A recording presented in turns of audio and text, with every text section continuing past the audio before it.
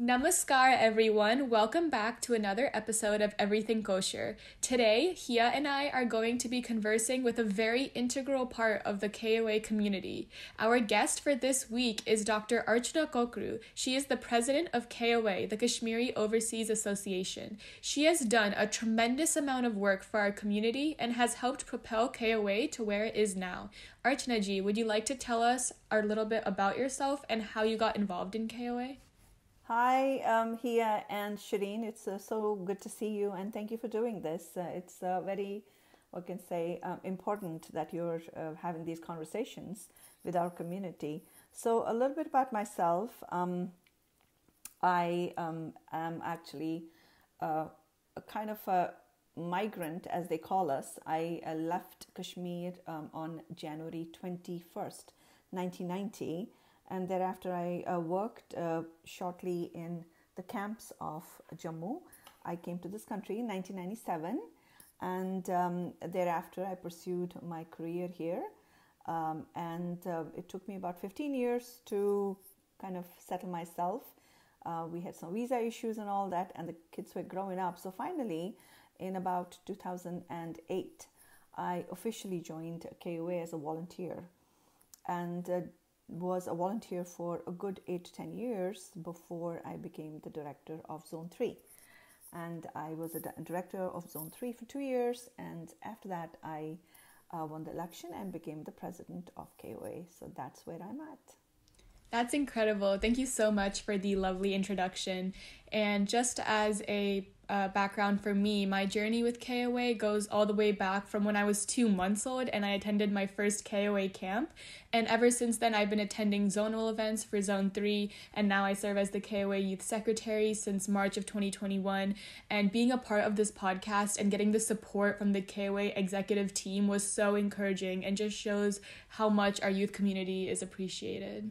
Yes, I absolutely couldn't agree more. I actually joined KOA very recently, like closer to East Coast Camp, which was July of this year, and I instantly clicked with the team, and I've gotten so much closer to my community. Being paired with Sharon to be a part of this podcast has been an absolute joyride, and I am so excited for the rest of this episode.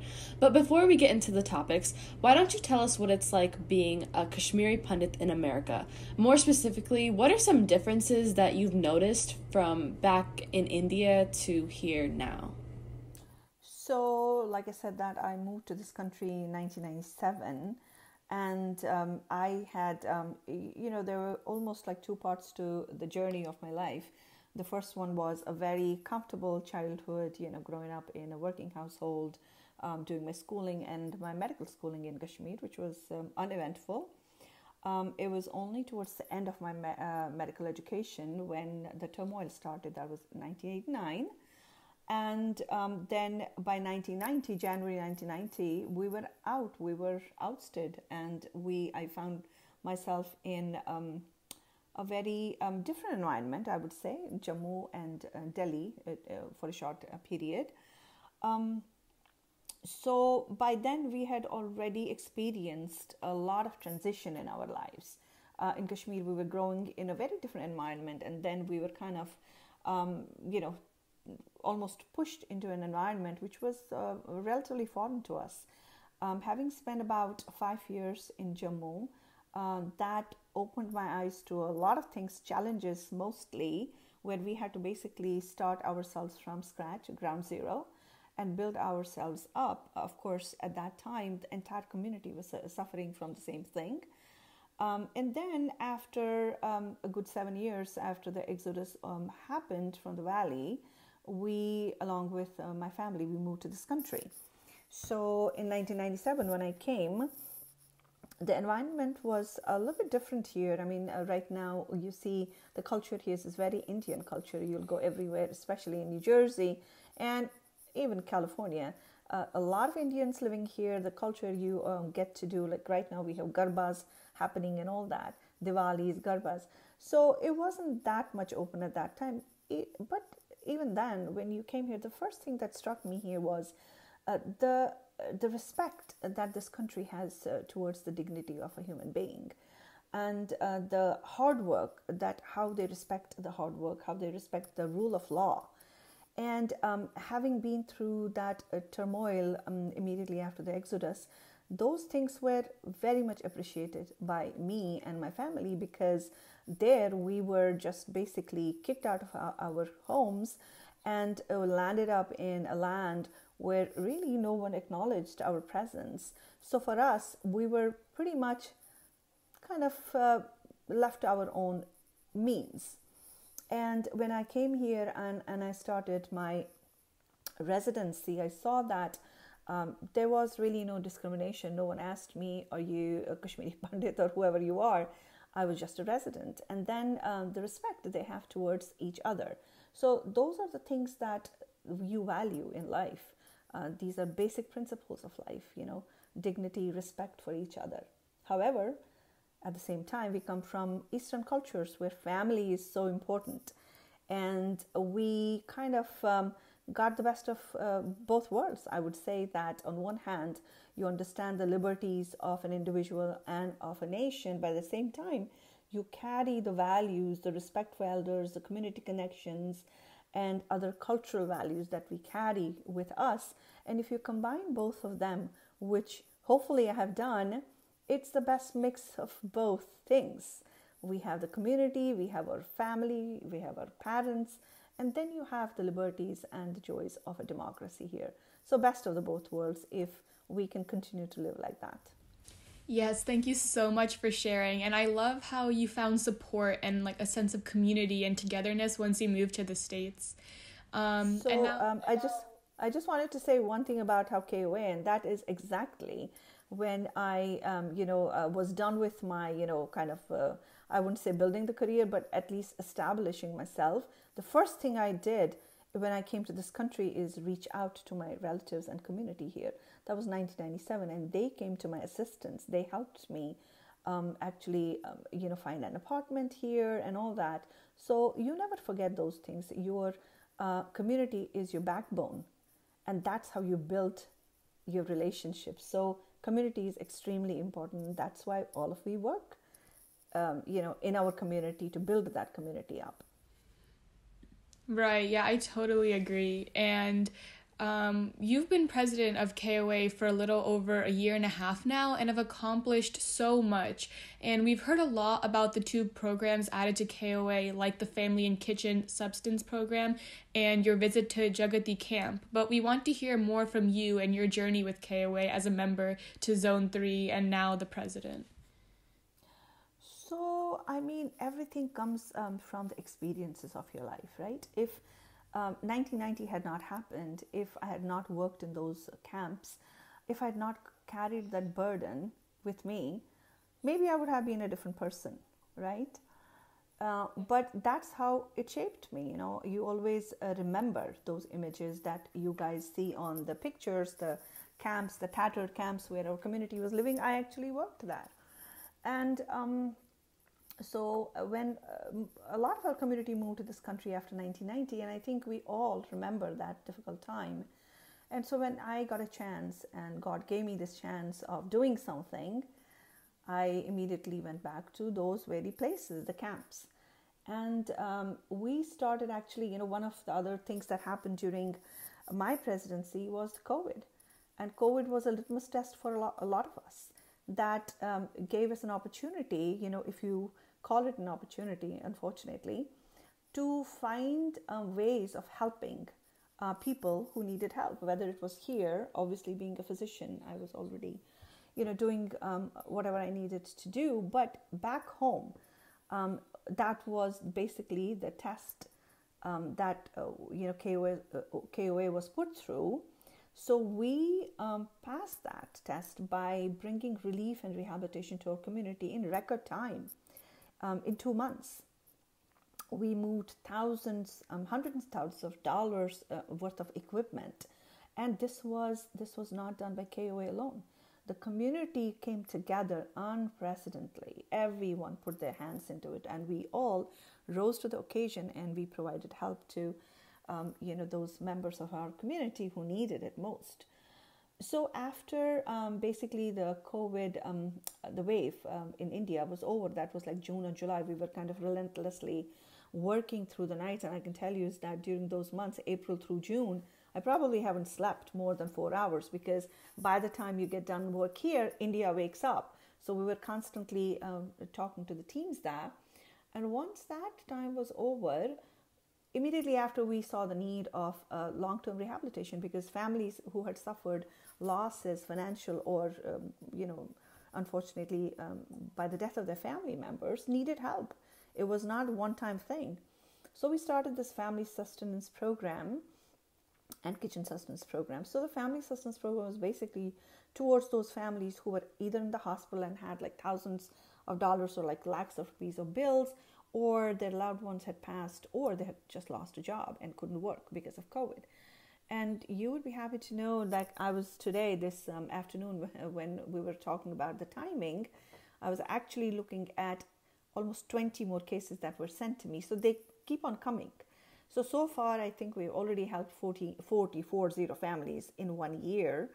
And there's at least 20 to 25 which are being verified at this time. So it's an ongoing thing.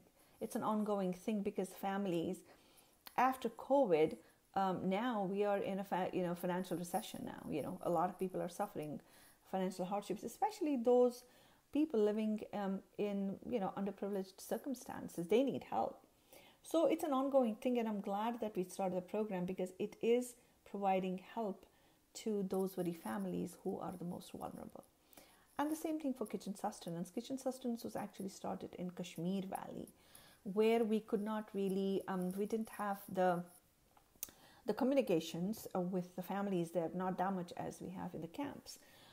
But we are trying to help the families, Kashmiri Pundit and Kashmiri Hindu families there, by just providing them with some kitchen sustenance. So that was possible when last year I went to Jagti and I visited Jagti myself. You can feel the vulnerability these families are in. They once were well off. They lived in Kashmir Valley, had their own houses, and now they are really not living in such comfortable conditions. And I think that it is the obligation of all of us to help them out of that situation. Like I can tell you, just last week I got a request that Muthi Camp has 128 families. Just last week they sent me a request that they don't have fresh water, and the pipes, the freshwater pipes had to be laid there. They had not been even, the government was not doing it. So they asked for help, and we did send them help and said that, yes, it is, as per UNICEF, this is a basic human right, having clean drinking water.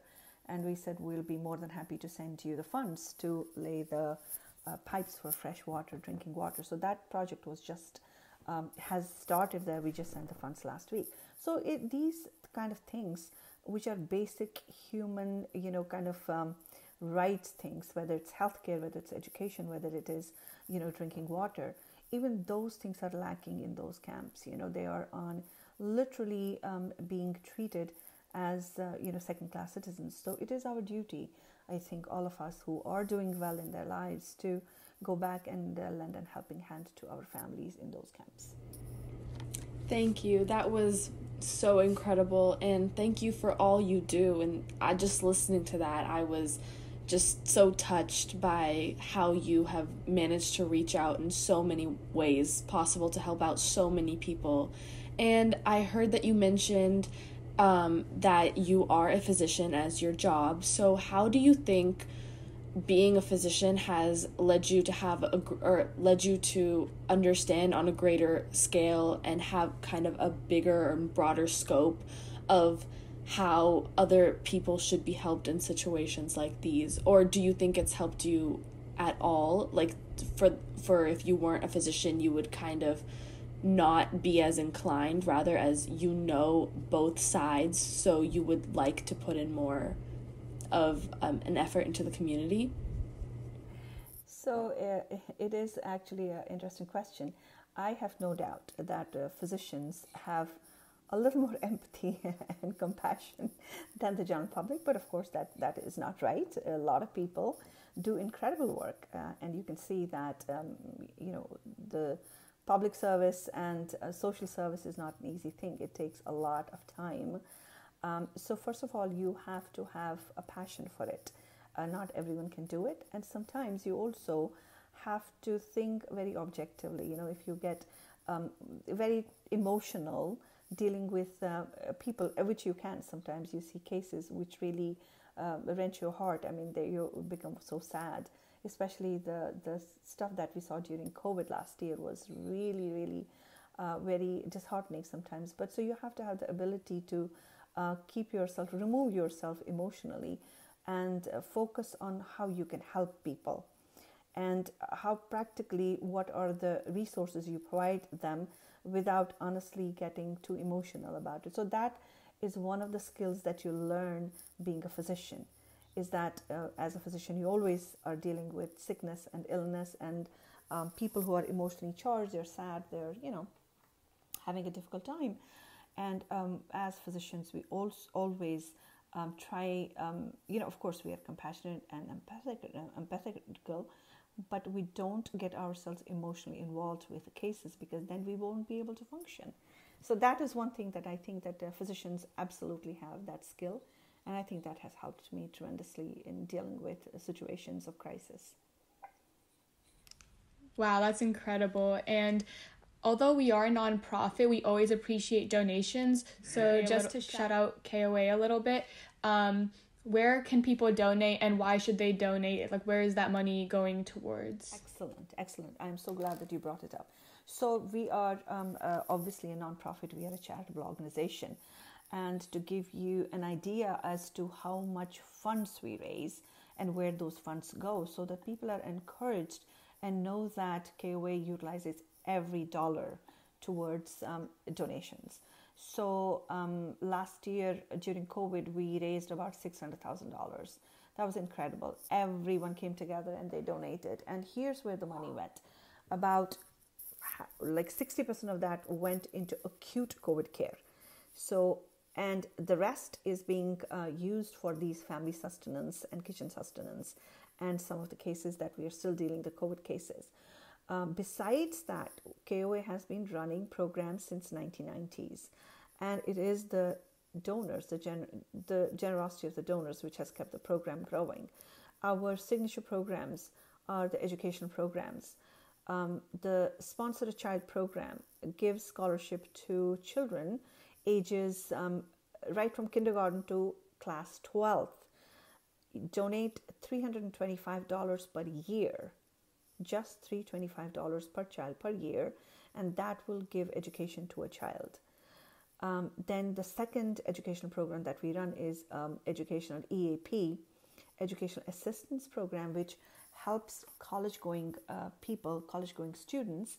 And for a college-going student, you donate $600, $625 per year per child, and that helps that child go through that college education for 1 year. We also have programs like family sustenance, and there you can donate any amount. $25, $20, $50, $100, or $1,000. Whatever you give us, we will utilize that towards the family sustenance and the kitchen sustenance.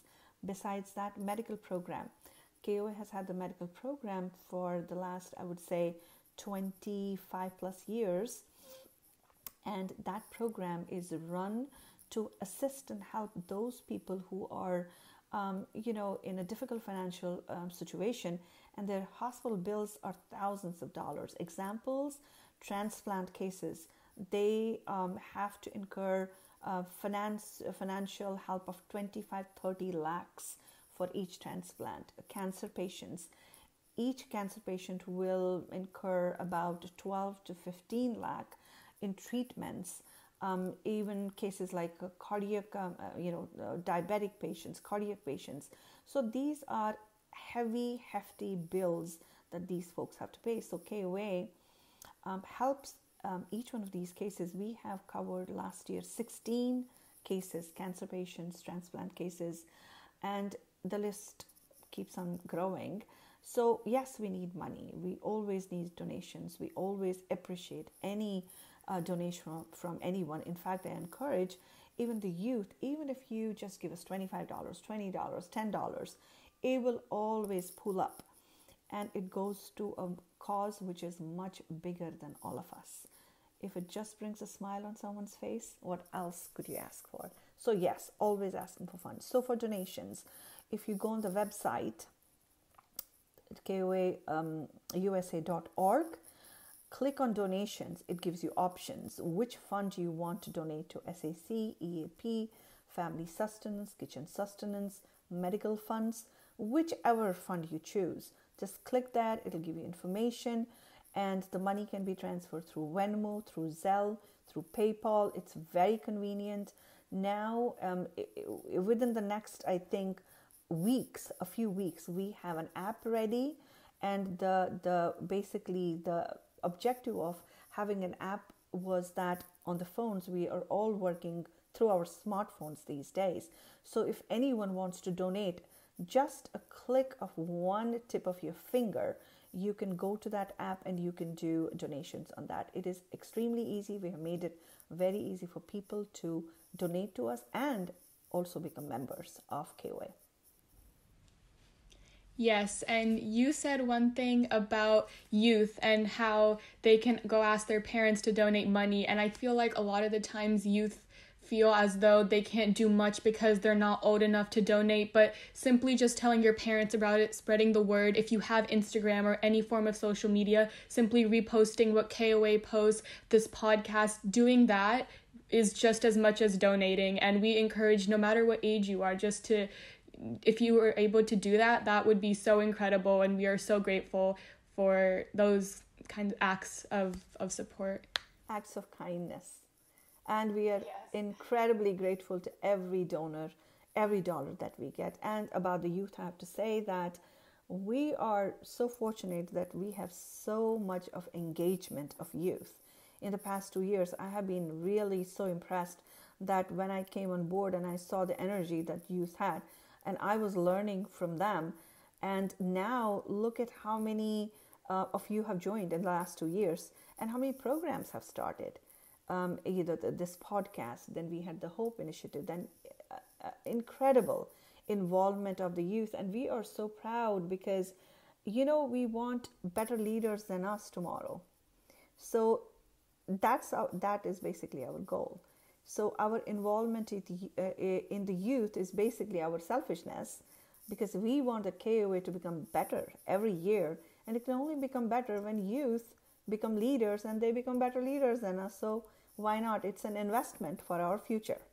So very, very happy the way youth is going, how strong it's growing, and how involved it is with KOA.